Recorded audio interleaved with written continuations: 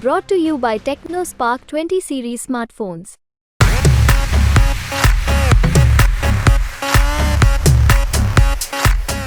કે વિક્રમ સોરાણીને જો ટિકિટ આપી હોત તો એની બીજેપી લિંક હતી જ અને એ ચોક્કસ રાજકોટમાં સુરતવાળી થઈ હોત.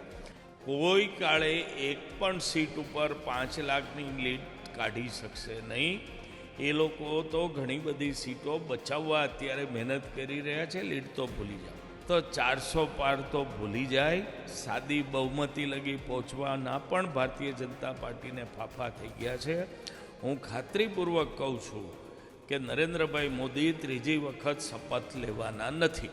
નમસ્કાર, હું નીલમ ખારેચા. આપ જોઈ રહ્યા છો ગુજરાત તક, અને ગુજરાત તક હાલ રાજકોટ લોકસભા ચૂંટણી માટે તેનો ચિતાર શું છે તે જાણવાનો પ્રયાસ કરવા માટે નીકળ્યું છે. ત્યારે રાજકોટમાં આજે અમે મુલાકાત કરી રહ્યા છીએ ગુજરાત પ્રદેશ કોંગ્રેસના નેતા હેમાંગભાઈ વસાવડા સાથે. હેમાંગભાઈ, ગુજરાત તકમાં આપનું સ્વાગત છે. હેમાંગભાઈ, સૌથી પહેલાં તો સવાલ એ કે બુધવારના રોજ તમે એક ટ્વીટ કર્યું હતું કે ગુજરાતમાં રાજકોટમાં સુરતવાળી થતા રહી ગઈ છે. સમગ્ર મુદ્દો શું હતો તે જણાવો. મુદ્દો એવો છે કે વિક્રમભાઈ સોરાણી કરીને એક સામાજિક કાર્યકર હતા. પછી એ આપમાં જોડાણા અને વાંકાનેરથી ચૂંટણી લડ્યા. ભારતીય જનતા પાર્ટીના દિગ્ગજ નેતા ડૉક્ટર ભરત બોઘરા સાથે ખૂબ જ સંકળાયેલા. તમે કોઈ પણ પ્રોગ્રામના એના હોર્ડિંગ્સ જોશો, બેનર જોશો, તો ભરતભાઈ બોઘરાનો ફોટો હોય, વિક્રમભાઈનો ફોટો હોય. આમંત્રણ પત્રિકા અને કંકોત્રીઓમાં પણ એ જ રીતે રહે છે. વિક્રમભાઈને કોંગ્રેસમાં પ્રવેશ આપ્યા સિવાય ટિકિટની દાવેદારીમાં ઉપસ્થિત કરવામાં આવ્યા. ખૂબ જ જોરશોરથી અમુક મિત્રોએ રજૂઆત કરી કે ભાઈ વિક્રમભાઈ સોરાણીને રાજકોટ લોકસભા આપવી જોઈએ.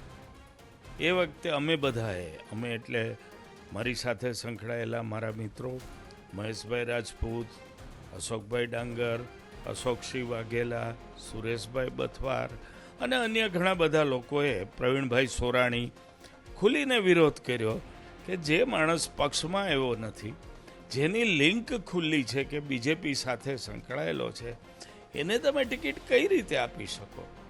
અમારા સદનસીબે અમારા રાજકોટ લોકસભાના પ્રભારી પુંજાભાઈ વંશ, પ્રભારી ઉપપ્રમુખ ભીખુભાઈ અને માનનીય શક્તિસિંહજીએ અમારી વાત માની. વિક્રમ સોરાણીની દાવેદારી ખતમ થઈ અને આજે પરેશભાઈ આવ્યા છે રાજકોટ. વિક્રમભાઈ સોરાણી આવતા 2 દિવસમાં ભારતીય જનતા પાર્ટીમાં જોડાય છે. અને મોટી વાત એ છે કે એને જોડવા માટે પાટીલ સાહેબ રાજકોટ આવે છે. પાટીલ સાહેબ રાજકોટ આવે છે સોરાણીને બીજેપીનો ખેસ પહેરાવવા માટે. એટલે ક્યાંક ને ક્યાંક અમને એવું લાગ્યું કે તે દિવસ અમે જે વિરોધ કર્યો, ભલે અમને શિસ્તભંગના પગલાં લેવાની ધમકી પણ આપવામાં આવી હતી કે તમારી સામે શિસ્તભંગના પગલાં લેવાશે. અમે કીધું કે પક્ષની બહાર રહેલા માણસનો વિરોધ કરવાથી કોઈ શિસ્તભંગ થઈ શકે નહીં.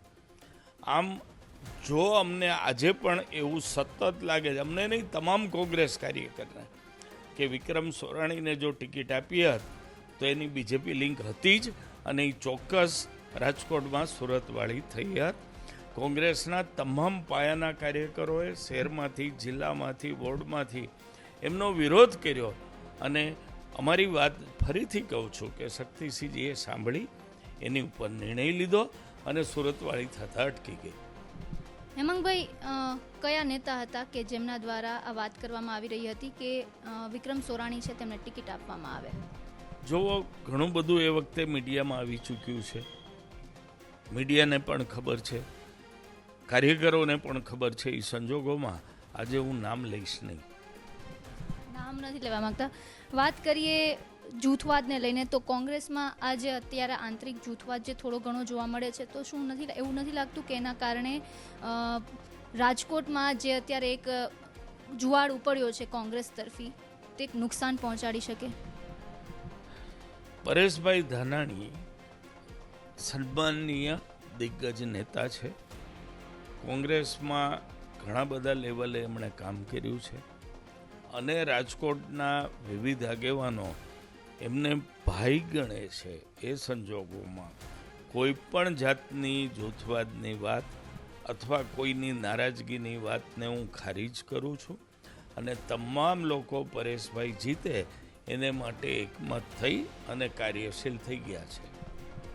હેમાંગભાઈ, એક એવો સવાલ કે ભારતીય જનતા પાર્ટી આ વખતે 400+ વાત કરે છે, ગુજરાતમાં 26માંથી 26 બેઠક અને 5 લાખની લીડ સાથે, તો શું લાગે છે આ વખતે કોંગ્રેસ કેટલી આ ભારતીય જનતા પાર્ટીની હેટ્રિકને રોકવામાં સફળ થાય છે?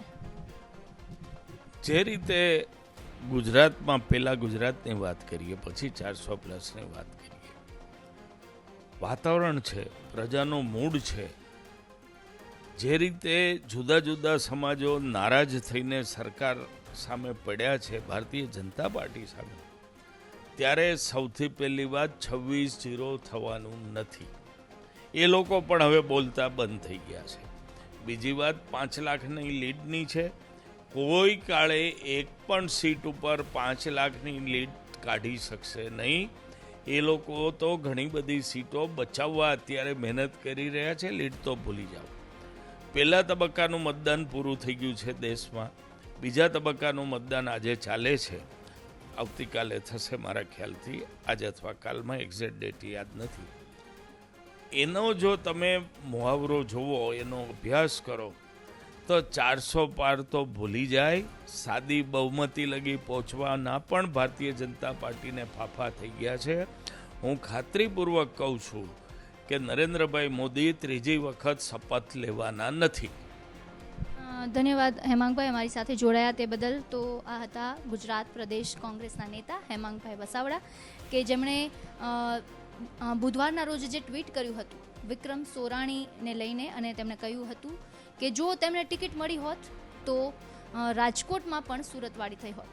ત્યારે હાલ તો રાજકોટમાં એ ઘટના ઘટતી રહી ગઈ છે, પરંતુ માહોલ છે તે જામ્યો છે પરેશ ધાનાણી અને પરસોત્તમ રૂપાલા વચ્ચે।